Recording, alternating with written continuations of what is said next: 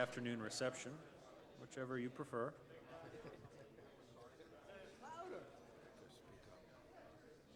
Good afternoon. If I could get everyone to please take your seats. Thank you, Stephen, for being an excellent example. Welcome to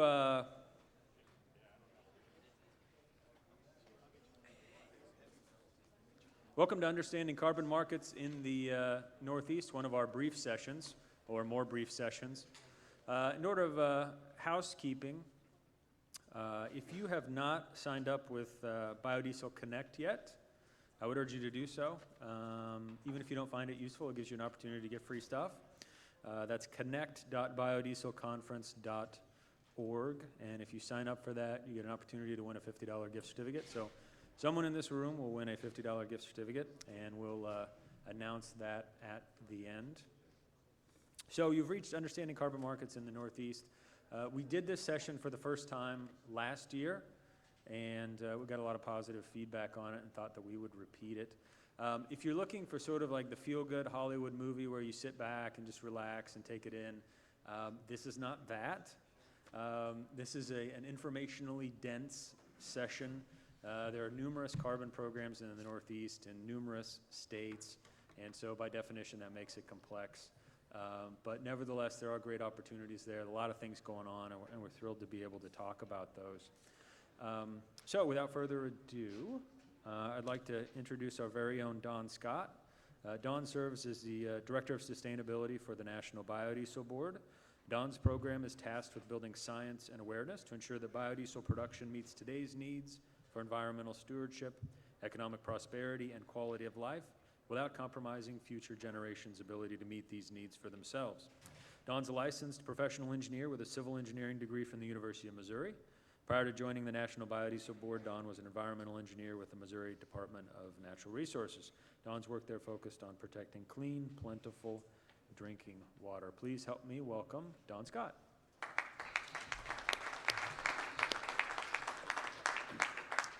Thank you, Shelby. Thanks, everybody. I'm going to provide a general overview of carbon policy, and really Ray is the anchor of our panel this afternoon. My presentation this afternoon is going to be much briefer than the one you saw me give this morning, if you're fortunate enough to see that. I will acknowledge that all the work we do at the Biodiesel Board to quantify environmental benefits of biodiesel are supported by our funders like the USDA Education Grant and the Nebraska Soybean Checkoff. And in general terms, the carbon policies come in all forms. We just had a wonderful session in this room a moment ago about the California Low Carbon Fuel Standard. We can also be reminded that the Renewable Fuel Standard is a carbon policy. Don't tell the new administration that. Because it was passed under the Energy Independence and Security Act of 2007. Delivers lots of benefits for the economy and energy security, but also almost all of the fuels that qualify through that program have to meet a minimum greenhouse gas reduction. And in fact, the same is true when Shelby and I go from state to state, and when states and local jurisdictions are interested in promoting biodiesel for its environmental benefits and its carbon benefits, even if it's not stated in their policy, that's a question they always ask, and I don't think we'd ever get a foot in those doors if we weren't able to bring a carbon reduction as part of that. And I think you heard a councilman from New York City talk about how important the environmental aspect was with the bioheat provisions that are now enacted in New York City. So Ray is going to tell you more about the specific regional carbon programs, the Regional Greenhouse Gas Initiative and the Renewable Portfolio Standards.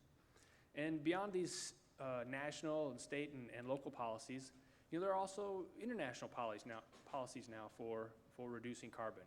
And just some brief statistics about the UN Framework Convention on Climate Change that was held December 2015 in Paris. To date, 125 countries have ratified that agreement.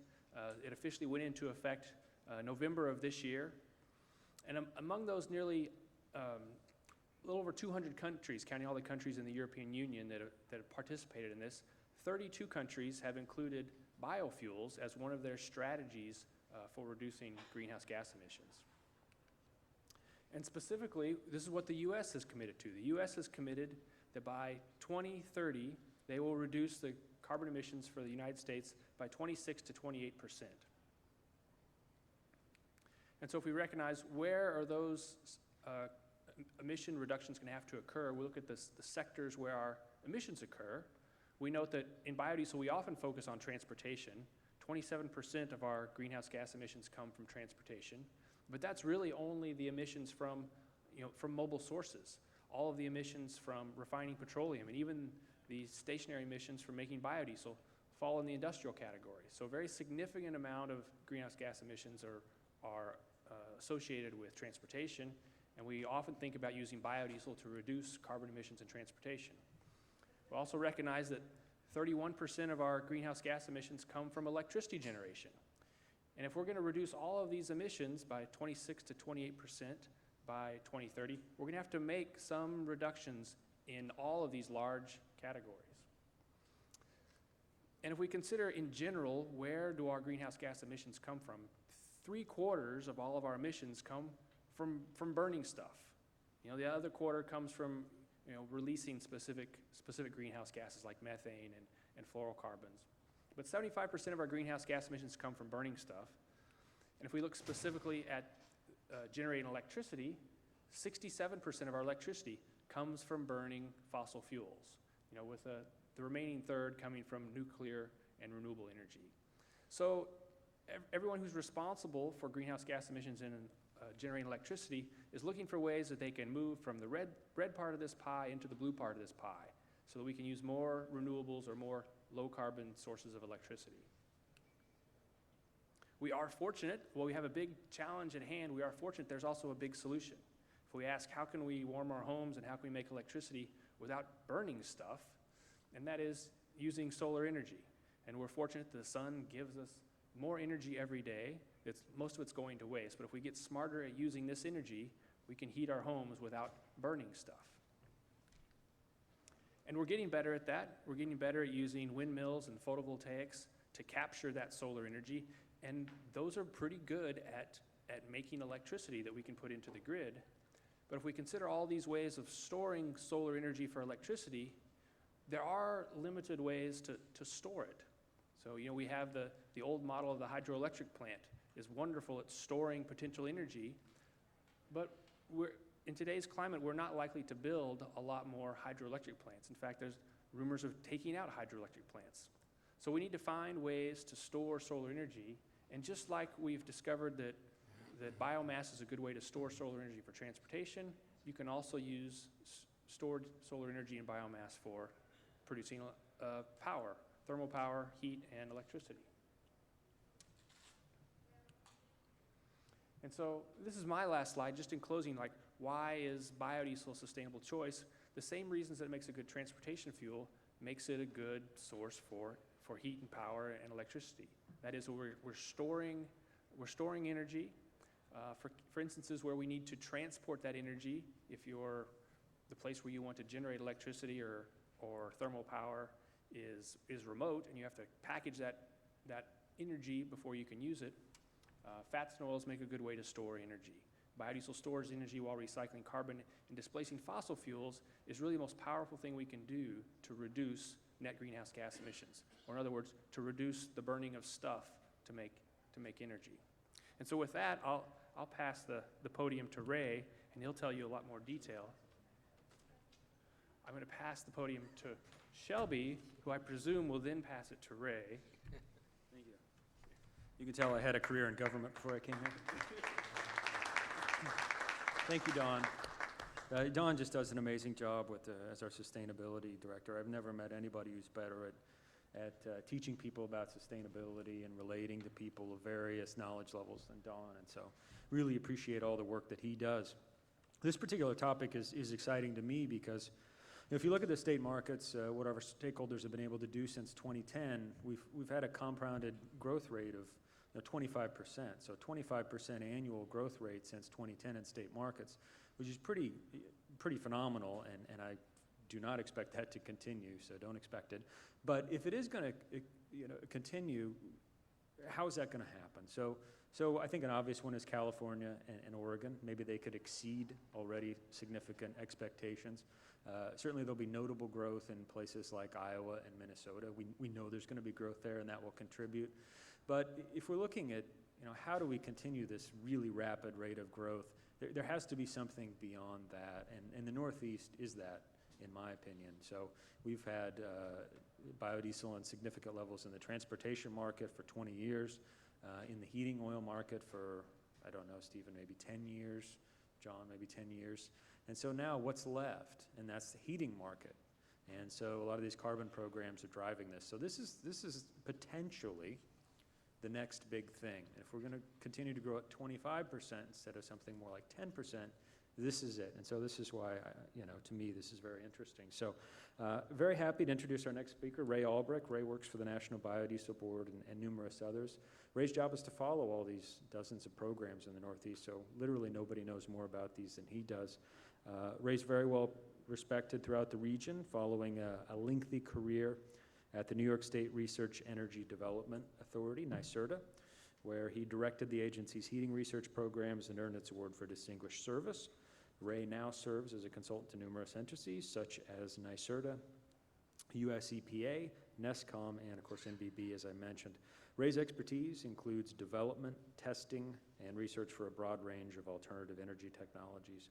Ray holds a bachelor's and master's degrees, I think 2 masters, which I didn't know that was possible, in chemical engineering, but 2 masters in chemical engineering from Cornell University, and is a former member of the board of directors for the National Oil Heat Research Council. So please help me recommend or congratulate Ray Albrcht.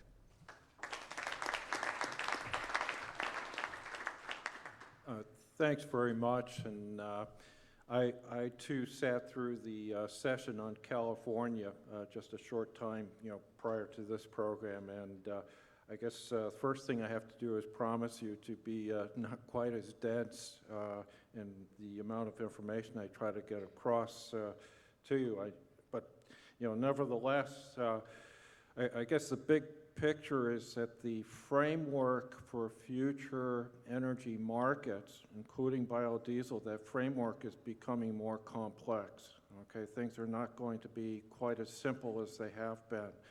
And it's going to behoove everybody in this industry to become, well, if not fluent, at least develop a working knowledge of these programs so that we can all move forward. So that's part of the work that we have to do amongst ourselves in order to move forward and upward with biodiesel. We're going to learn a little bit more terminology this afternoon, but I hope I'm not going to blow you away with that.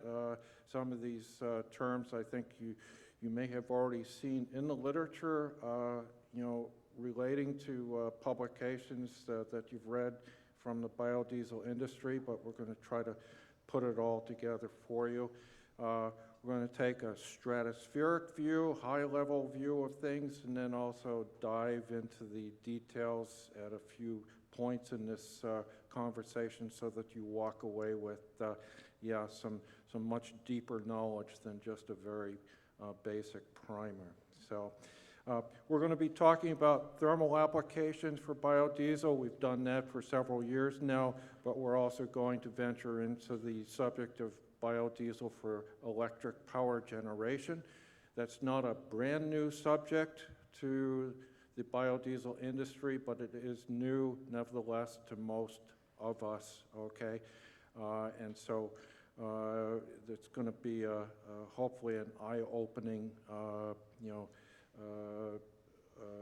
presentation for you in that regard.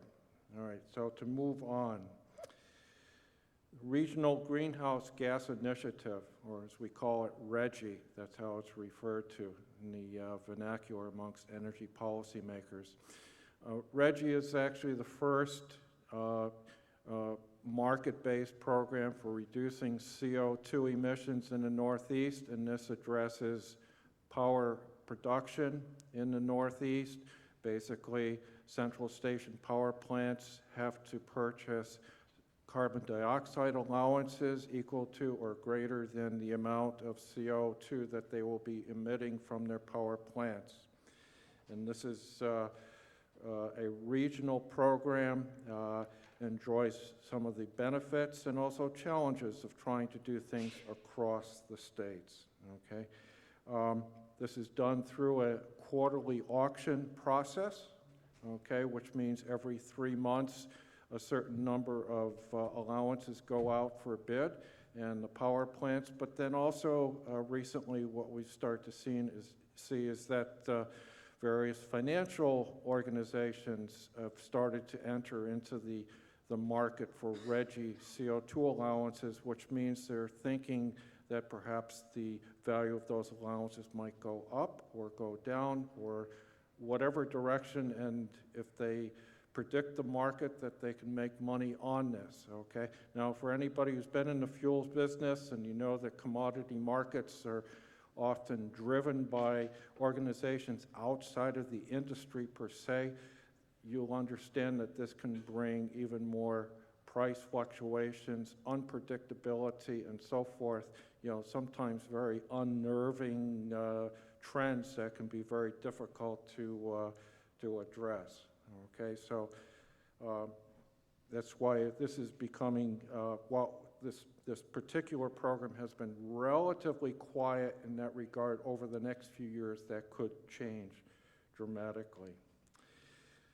RGGI member states include all of New England, okay, New York State, and Delaware and Maryland. Used to include New Jersey, but Governor Christie pulled out of the program for a number of political reasons. Pennsylvania is a very heavy coal-burning state for power production and chose not to participate in this. But this covers quite a good part of the Northeast power market. And again, any power plant that produces 25 megawatts or greater in capacity is obligated to participate in this. And, you know, it's a growing concern for the power plants, and we'll get into a number of reasons why, but this program is a potential boon for biodiesel as we go further down the road and deal with subjects such as nuclear power plant retirements, the expansion of natural gas, okay, except for the fact that the more natural gas we burn for power production, the more CO2 allowances that those plants would need. But if those allowances don't exist, then it becomes a game of musical chairs and so forth and so on. The money that's been raised so far under the RGGI program amounts to over $2 billion. Okay, so this has been for the last handful of years. This is a pretty good chunk of money. It's been divided up amongst the states and has gone to quite a broad range of programs such as energy efficiency, weatherization, insulation, and so forth. Also to support the installation of renewable energy systems such as solar PV and wind power. I think many of you are familiar with programs in your home states. It's also gone to help low-income consumers pay for their energy bills and so forth, basically a broad range of greenhouse gas reducing programs. So there's sort of the balancing effect. The cost of these CO2 allowances is borne by the power plants, therefore by the ratepayer, but then those folks generally who do something to reduce their electricity consumption will get financial support for those actions, okay? The recent CO2 allowance price has been in the range of $4 to $8 per ton of CO2. Now, just a quick calculation, a ton of CO2 is what you get from burning something under 100 gallons of oil, all right? That's the way the chemistry numbers work out, all right? So this is not a huge number right now. As a matter of fact, this works out to an incentive for biodiesel that's only in the range of about 5 to 10 cents per gallon. Okay, but this can be added onto the benefits that you earn in other programs, such as electric RPS programs, and we're going to talk more about this in this presentation, okay? And we're going to talk more about what are some of the driving forces that may likely bump up big time the cost of RGGI allowances, which means then that biodiesel in turn gets a bigger boost. So I've mentioned, the problem of nuclear power plant retirements. This is a problem not just in the Northeast U.S., but also across the country. I think anybody who reads the newspaper, watches the TV news, realizes that many nuclear power plants are facing serious environmental problems and economic problems because they tend to be high labor-intensive power plants, lots of people working there for safety reasons, all right?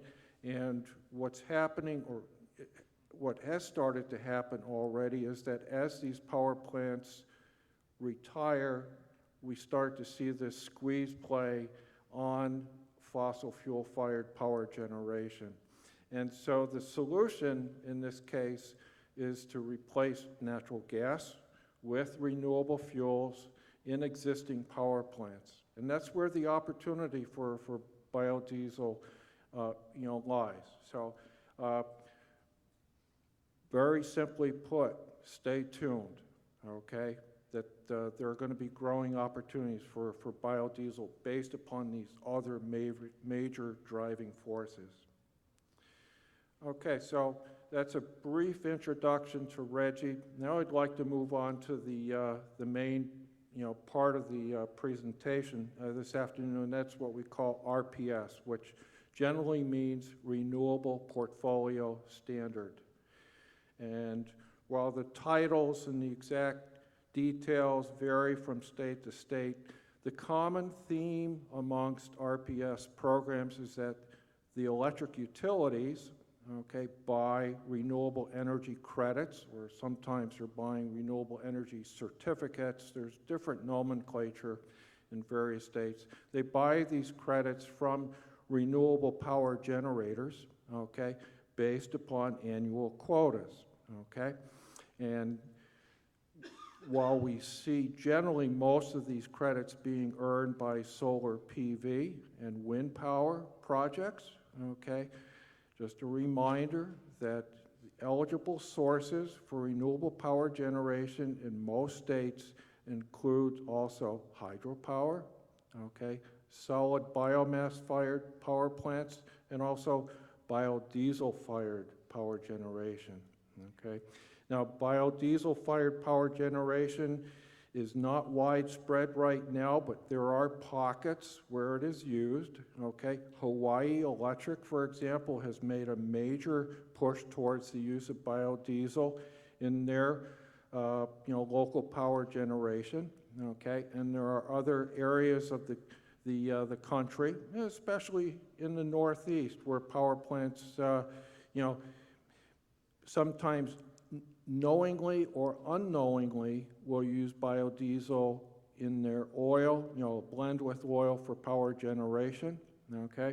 And then there also have been a number of pilot test runs, okay, that have been undertaken by some of the bigger power plants, especially in the New York area. The Paletti power plant in Queens, New York, did a major B20 demonstration. That was about 10 years ago. I was involved with that. Carthage Energy, which is in northern New York, not too far from Fort Drum, which is a major Army installation, did about a 2-week test run on B100 in a combined cycle plant, which includes gas turbines, okay? And elsewhere, there have been smaller systems, such as engine-driven systems that have used biodiesel. So it's not brand new, as I say, but still, it's in its infancy, I would say.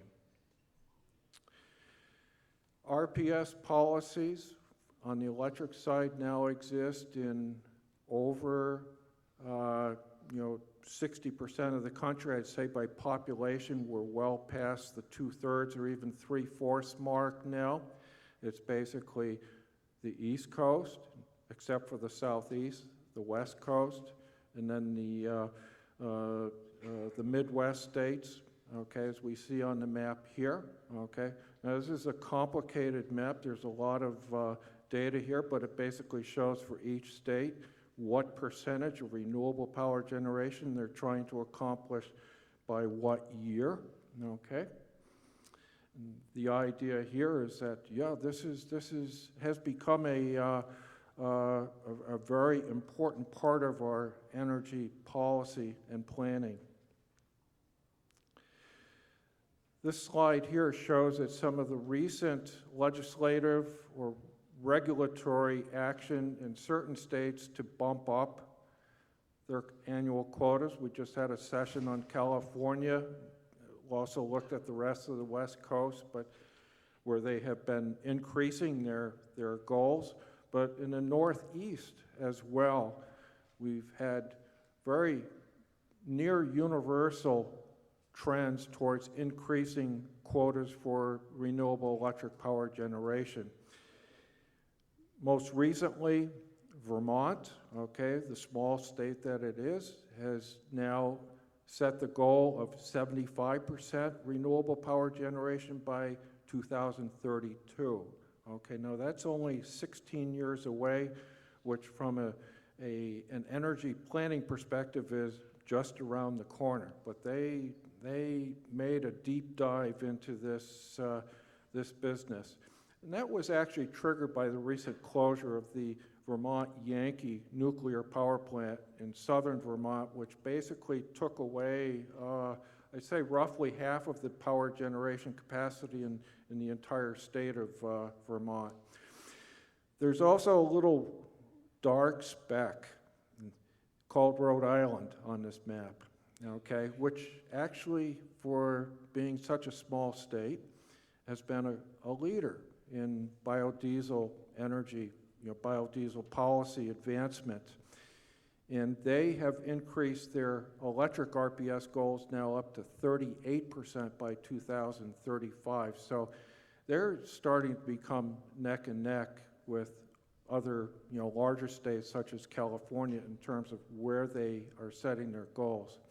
And then, very importantly for the Northeast, the state of New York has just recently begun to implement what they call a clean energy standard, which is going to achieve 50% renewable power generation by 2030. Now, they have a good head start because 25% of the generation in New York is already through hydropower, okay?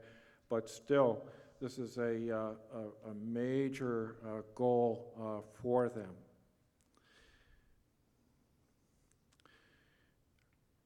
Under electric RPS programs, each state sets goals, quotas on a year-by-year basis. This is a fairly dense table here. I know it's probably hard to read, but the left-hand column shows the year starting with 2008 for the annual RPS quotas in the little state of New Hampshire. I used New Hampshire because they also were the first ones out of the gate in the Northeast to go with a thermal RPS program, okay? But the trends that we see here are typical of what other Northeast states have used, in that they start off with a low percentage point in terms of the quota for electric RPS power procurement, but then those quotas go up by a percentage point or sometimes 2% by each year, so that by the time you get to the end of this ramp-up period, which is normally 10 or 20 years out, that you're up to a respectable number, okay? And so that's how would you say, a steady squeeze on fossil fuel power generation. The second category shows class 1 for electric power, which is typically wind and solar, but then again, I remind you that that can also include biodiesel. And then the next column, which is in the middle of that table, shows the annual quotas for the new program in New Hampshire called thermal RPS, and this shows likewise a set of percentages for each year. Goes up slowly. It's a very modest program for now in terms of the quantity of renewable energy that will require, okay? But they're getting the ball rolling. And just for your education, when we look at RPS programs, you often see references to like Class 2, Class 3, Class 4, so forth. That usually refers to existing hydropower or certain older biomass facilities, and it's not of direct interest to us here. Okay, this is a graph here which shows what the pricing has been for renewable energy credits over the past 6-7 years in New England. And basically you see that with the exception of Maine, that the pricing of RECs across the other 5 New England states has generally been fairly consistent with each other. And that's because the RECs are generally tradable on an interstate basis. So you could have a power plant in Maine selling RECs to a utility in Connecticut or vice versa. And just as with California, the value of the RECs does fluctuate. Okay, we have increasing quotas, but also there are projects, building, wind or solar, facilities that come online.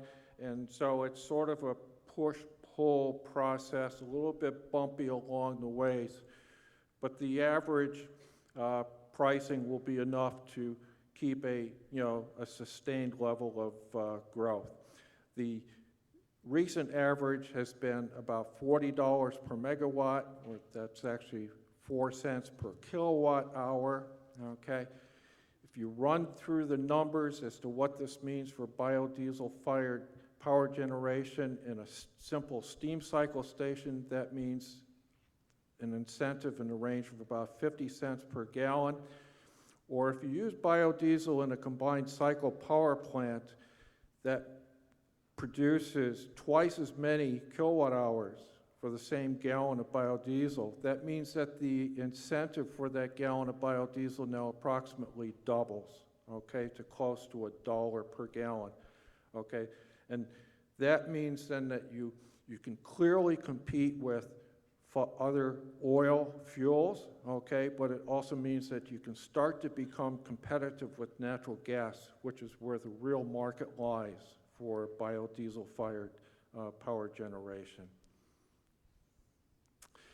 Just to step back and take some broad perspectives on biodiesel for power generation. This slide here shows carbon intensities of the various different types of energy resources for power. I know it's difficult to read, but there are basically 2 halves to this chart. The left one shows all your renewable type of energy sources, such as solar PV and wind and so forth, including biodiesel powered generation. The right half of this graph shows all your fossil fuel generation sources, including high efficiency gas, as the best one in that group, really, and then with carbon intensities increasing as you move towards lower efficiency power plants, and especially those that burn coal, okay? The bottom line here is that biodiesel power is on the side of the angels. It's on the left side, okay? Another major factor to the advantage of biodiesel is that biodiesel-fired power generation can be dispatchable, okay? You don't need the sun to shine, you don't need the wind to blow, and it's also grid-friendly, which means that you can use it in large plants or small plants. And then in the Northeast, we do not enjoy the same benefits of solar power and wind power that you have in other parts of the country. We're short on wind power unless you happen to be just downwind of the Great Lakes or offshore, okay?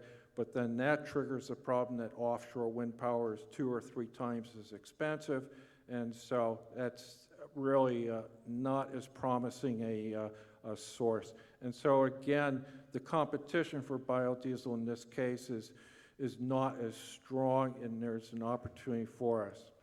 This graph here shows what the fuel mix is in New England, and we can see the green area on the right is natural gas. That's almost half of the entire mix.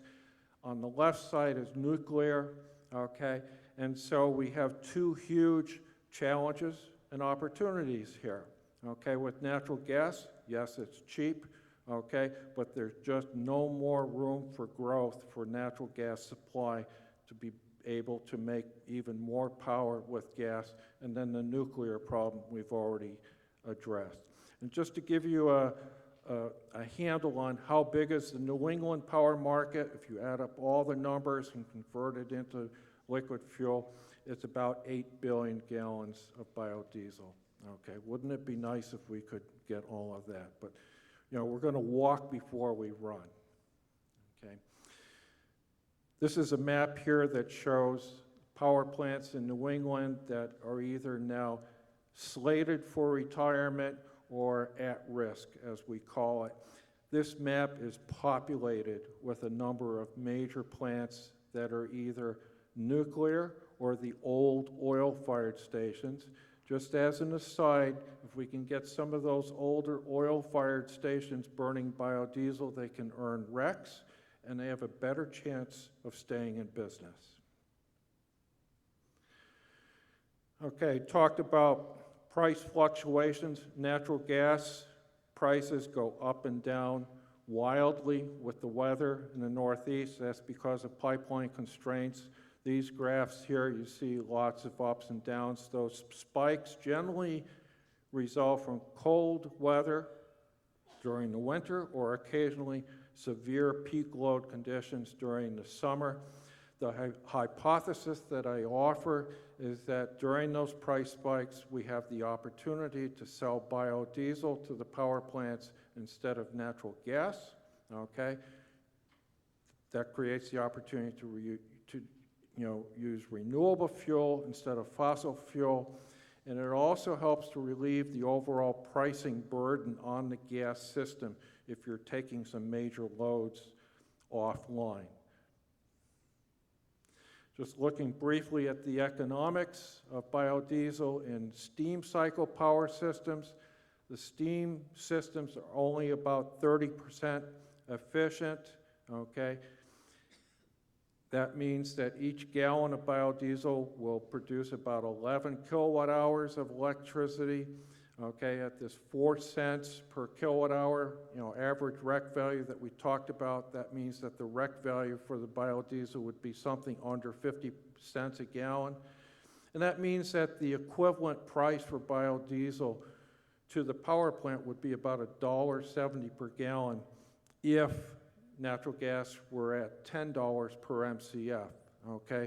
In other words, during a price spike, if you could sell biodiesel at $1.70 or less, it would be cheaper for the power plant to buy biodiesel than natural gas. Now that's kind of a marginal argument, okay?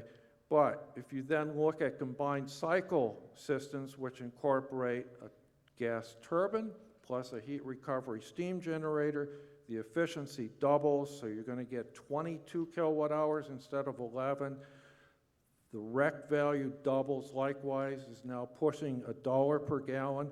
That means then that the equivalent price for biodiesel can be much higher. Therefore, you can really do a much better job of competing with natural gas, or conversely, you could compete with natural gas even when it's only at $8 or perhaps even $6 per MCF. In terms of warranty support, technical support by the turbine manufacturers, this is a table from GE, okay, which is headquartered in my hometown, my area in upstate New York, and they offer full technical warranty support for the use of B100 in their newer generation gas turbines. Okay, so that's good news. You don't have the same warranty, B20 issues that you do with diesel engines. How do you find power plant customers? There are a lot of different websites available now. This one is from Environmental Justice, okay, which shows basically every power plant in the country. And if you drill down through this, in this case, we can click on one power plant located near Portsmouth, New Hampshire, which happens to have GE Series 7 gas turbines in a combined cycle configuration. They generally use natural gas, but they've got liquid fuel backup, ultra-low sulfur diesel. And just to give you an order of magnitude, their fuel consumption at full load is generally in the range of 25 to 30,000 gallons per hour. So that's a nice load. Okay, let me, and then if you go to the RGGI database, you'll see that their annual fuel consumption is the equivalent of 50 to 75 million gallons of biodiesel. Okay, so that was a brief introduction to electric RPS. We'll take a quick look at renewable thermal and then wrap up. Thermal RPS programs use the same type of annual quotas, okay? The same types of renewable technologies are eligible. The only difference is that thermal RECs have to be homegrown. They cannot currently be traded interstate. And they're generally worth in the range of 50 to 75 cents per gallon. Again, this is the same table again from New Hampshire. It shows the annual thermal RPS quotas, which work out currently to 7 million gallons of biodiesel. It's not a whole lot, but this is really just a cautious, conservative start for them, which is what you would expect from New Hampshire. And the basic rules here are that you have to do some type of metering and documentation on the fuel that's provided to the customer. There are some administrative headaches that we're looking at resolving, but stay tuned. Elsewhere in New England, Massachusetts has been going through a few years of rulemaking on a thermal RPS program. Draft rules are imminently to be published, okay? And we're waiting with bated breath. We've been through several versions already, and it looks like it's going to be a good program. Elsewhere, Vermont, likewise I had mentioned, has now started up both an electric and thermal RPS program.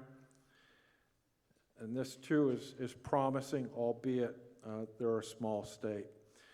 Rhode Island, again, is looking at thermal RPS. Okay, they've been a leader. Connecticut as well. So these twin states, so to speak, or sister states, I think are going to be in the next wave of RPS programs. And then finally, Maine. Maine has a lot of forest land. A lot of their paper mills and logging operations have gone out of business. This has caused quite a bit of suffering economically and soul searching. Maine now has started a legislative initiative to set up a thermal RPS program that would encourage the use of homegrown fuels. And while they're sort of behind the pack, the rest of the New England states, I think they're going to come on strong because they dearly need this. Finally, if you're interested in information, more information about electric and thermal RPS programs, you can go to the website that's called cleanenergystates.org. This is an initiative that's funded by the federal government and by a number of states. It serves as a clearinghouse, information provider, and overall facilitator for RPS program development. I'd encourage you to take a look if you'd like to learn more about this. And with that, I'd like to say thank you, and it's 4:59.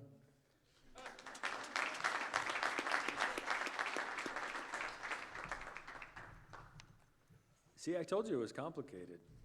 Didn't believe me. So, yeah, obviously very, very complicated, and frankly very difficult to understand, and that's why we have Ray, and that's all he does for us. But in a way, that's really the beauty of it. If you're a biodiesel producer who's willing to invest the time and resources to understand some of those programs, there's not they're the same premiums as California with way less competition. So if they're a state or two, generally we have members who look at a state, 2 states, 3 states, that's doable, and they'll focus on those and try to target those states, and that's sort of a strategy you might begin with. Unfortunately, we're out of time for the session and won't have time for questions, but both Ray and Don will be around afterward. And what I would offer to you is if you think about this over the next few weeks and say, okay, I'd like to look at Massachusetts, you'll get Ray's card, and he'd be happy to help you kind of look through some resources and figure some of those out. But again, you guys are the smart ones. There are 3 times as many people in California chasing the same premiums. So, really, I think this is something that members could look into and do very well at. So, for the most important part of this particular session, the free gift card from Amazon.com. Sophie Byron, are you here, Sophie? Okay, you've got to do the Price is Right sort of dance to get it. No, seriously, just come up. But so thank you all for coming. I look forward to seeing you all tomorrow, and have a great conference.